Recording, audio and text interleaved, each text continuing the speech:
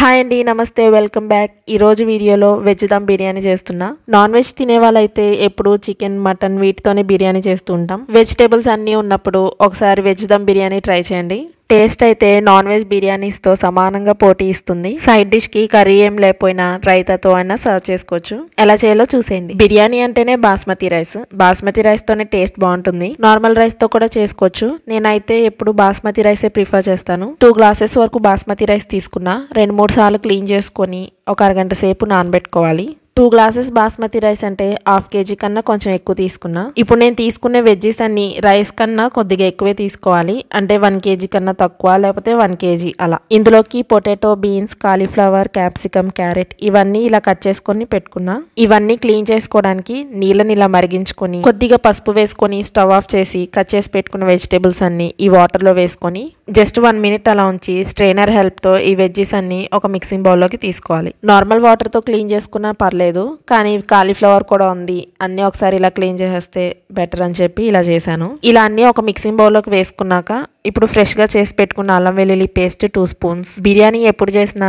అల్లం వెల్లుల్లి paste fresh the అయితేనే బాగుంటుంది. 2-3 పచ్చిమిర్చి, గుప్పెడు పుదీనా, కొద్దిగా కొత్తిమీర, టేస్ట్ కి సరిపోయేంత సాల్ట్, మీ స్పైసీకి తగ్గ కారం, 1 స్పూన్ గరం మసాలా, 2 స్పూన్స్ బిర్యానీ మసాలా. ఈ 2 హోమ్ మేడ్ మసాలా అయితేనే బాగుంటుంది. ఈసారి ఎప్పుడైనా వీడియో తీసి పెడతాను. 2 టొమాటోస్ పేస్ట్, 1 కప్పు పెరుగు, 2-3 స్పూన్స్ ఆయిల్ వేసుకొని బాగా మిక్స్ చేసుకోవాలి. మొత్తం కలిసేలాగా ఇలా మిక్స్ చేసుకున్నాక 30 minutes మ్యారినేట్ చేసుకోవాలి. రైస్ ఫ్రీగా ఉడికేలాగా ఒక గిన్నెలో వాటర్ వేసుకొని టేస్ట్ కి సరిపోయేంత సాల్ట్, బగారా మసాలా వేసుకోవాలి. నా దగ్గర అయితే ఇవే ఉన్నాయి. మీ దగ్గర షాజీరా, మరాఠీ మొగ్గ అవి కూడా ఉంటే వేసుకోండి. కొద్దిగా పుదీనా, 1 స్పూన్ వరకు నెయ్యి వేసుకొని నీళ్ళని మరిగించుకోవాలి. ఈ లోపు బ్రౌన్ ఆనియన్స్ కోసం ఉల్లిపాయని ఇలా సన్నగా కట్ చేసుకొని ఆయిల్లో ఫ్రై చేసుకోవాలి. పర్ఫెక్ట్ బ్రౌన్ ఆనియన్స్ కావాలని చెప్పి ఆనియన్స్ ని డీప్ ఫ్రై చేసి అలా ఏం అవసరం లేదు. కొద్దిగా ఆయిల్లో ఇలా ఫ్రై చేసుకొని కొద్దిగా ఆనియన్స్ ని పక్కన పెట్టుకోవాలి. ఇందులోకి మ్యారినేట్ చేసి పెట్టుకున్న వెజ్జెస్ అన్ని వేసి ఒకసారి మిక్స్ చేసుకొని మూత పెట్టేసి లో ఫ్లేమ్ లో కుక్ చేసుకోవాలి.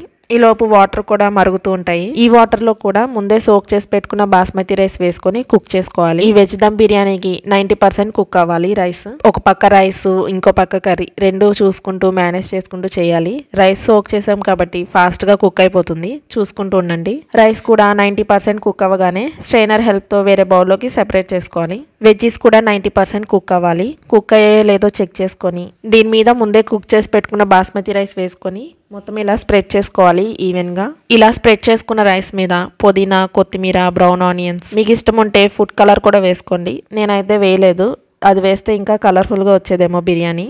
బిర్యానీలోకి నెయ్యి లేకపోతే ఎలాగా, అందుకే ఒక 2-3 స్పూన్స్ వరకు నెయ్యి కూడా వేసుకొని మూత పెట్టేసి దమ్ పెట్టుకోవాలి. దమ్ పెట్టుకోవడానికి పిండితో ఏం కవర్ చేయవసరం లేదు, ఏదైనా బరువు పెడితే సరిపోతుంది. 10 minutes లో ఫ్లేమ్ లో దమ్ పెట్టుకొని స్టవ్ ఆఫ్ చేసేసి ఇంకో 10 minutes తర్వాత సర్వ్ చేసుకోవాలి. మీరు అబ్జర్వ్ చేశారో లేదో, వెజిటేబుల్స్ కుక్ చేసేటప్పుడు ఎక్స్ట్రాగా వాటర్ ఏమి యాడ్ చేయలేదు. వెజ్జీస్ అన్ని కుక్ అయ్యేలేదని టెన్షన్ వద్దు, చక్కగా కుక్ అయిపోతాయి. ఎక్కువ కష్టపడకుండా సింపుల్ గా ఇలా వెజ్ దమ్ బిర్యానీ చేసి పెట్టండి. ఇంట్లో వాళ్ళందరికీ బాగా నచ్చుతుంది. మీరు ట్రై చేస్తే టేస్ట్ ఎలా వచ్చిందో తప్పకుండా కామెంట్ చేసి షేర్ చేసుకోండి. వీడియో నచ్చితే లైక్ చేసి షేర్ చేయండి. ఇంకా ఇలాంటి టేస్టీ ట్రీట్స్ కోసం మన ఛానల్ని సబ్స్క్రైబ్ చేసేయండి. Thanks for watching. Bye bye.